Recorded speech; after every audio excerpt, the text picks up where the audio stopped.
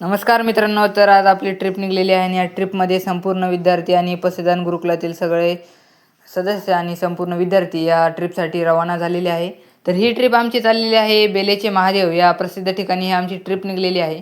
हे ठिकाण आम्ही आतापर्यंत पाहिले नाही, पण तरी पण याचा आनंद आम्ही पुढे जाऊन ह्याच्यामध्ये पाहणार आहोत.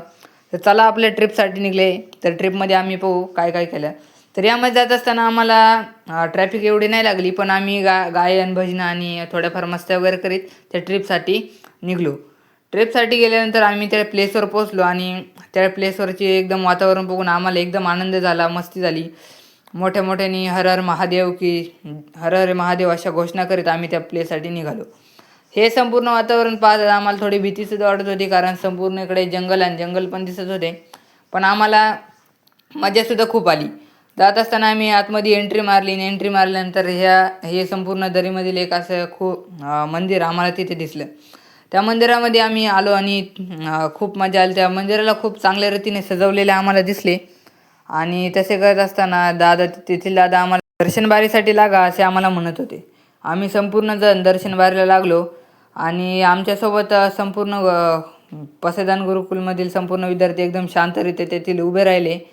आणि आमच्यासोबत तसेच दर्शन बारीमध्ये लागत असताना गुरुजीसुद्धा आमच्यासोबतच उभे होते.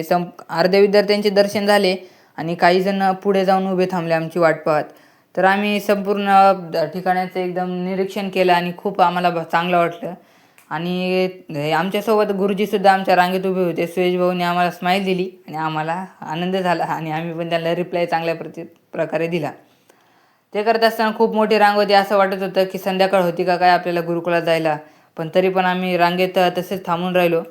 आणि थांबून राहता राहता असे करता करता आमचा काही वेळातच नंबर आला रांगेचा, दर्शन बारीचा. तर एक जण व्हिडिओ काढण्यासाठी आणि फोटोशूट करण्यासाठी पुढे गेला आणि एक जण मुलांसोबत पुढे गेला. तर तसे करता करता गुरुजींनी आधी दर्शनासाठी गुरुजी लागले आणि गुरुजींनी दर्शन आधी घेतले आणि इकडे दुसऱ्या साईडने तर आमच्या मित्रांनी काही फोटोशूट केले. तर हे पहा एकदम सुंदररीत्याने आम्ही फोटोशूट आधी केले.